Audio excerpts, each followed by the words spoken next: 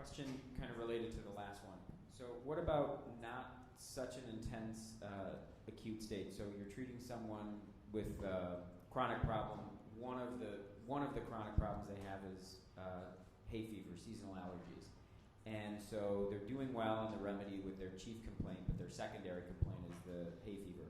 They have a flare-up. Would you be, particular day where there's more pollens in the air, they're feeling more symptoms, would you be more inclined to have them dose more frequently with a lower potency or go for a higher potency with a flare-up? Okay, so that's a good question.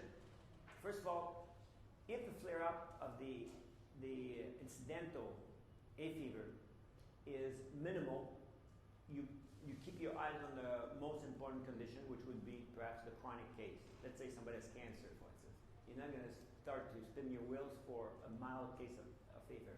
However, if the hay fever becomes the chief complaint, because let's say the person cannot sleep because their nose is obstructed at night, the chronic case is going to get worse now. Why? Because the person is not going to have to sleep, so you're going to have to address it. The first thing you're going to ask yourself is it similar or dissimilar? If it's dissimilar and you give the chronic, it will have nothing. Not the hay fever, not even the chronic case. Because the attention, it seems the attention of the vital force is towards the acute case. So you better find that acute remedy. But it's happened that hay fever, maybe about 80% of hay fever cases, the chronic remedy is the same. So there would be again a great opportunity to deal with the hay fever while you're helping the chronic case. So you could dose it appropriately, which will be depending on the amount of contact with the pollen. So today, let's say, is a great pollen day because there's a lot of wind.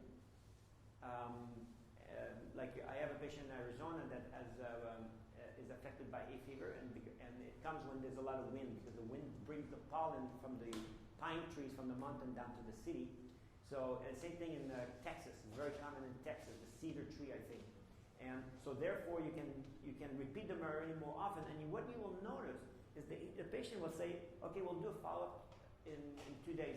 Whenever you notice that you start to sneeze more and you have the coryza in your eyes are affected and you're congested, repeat the remedy every hour until you get much better.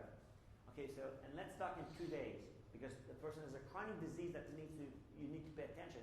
And you find out in 2 days that they did the remedy, they did series of time, maybe 3 times, 4 times in 2 days, where they took the remedy every hour, maybe for 4 or 5 hours, until they got much better. And then you say, how is the chronic? Oh, much better. Because it was the same remedy. So it's a great opportunity. However, that patient, before the hay fever or after the hay fever, you cannot repeat the remedy so often because you're going to aggravate them with the chronic. But you did a bit more, you did more healing on the chronic during the acute phase than if they didn't add the acute, because you were able to repeat the remedy more often. Okay, that's helpful. Thank you. One quick follow-up on that. When you are talking about hay fever, seasonal allergies, let's say in a patient who has it just for 1 or 2 months out of the year, and then they're okay.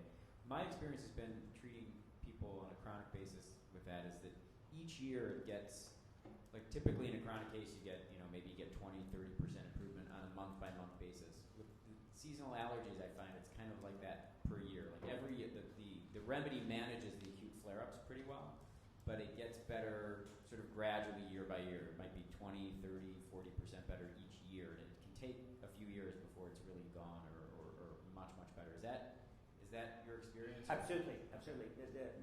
The best way to deal with hay fever, I'll give you an example. The best way to deal with hay fever is to treat the chronic case. I'll give you an example.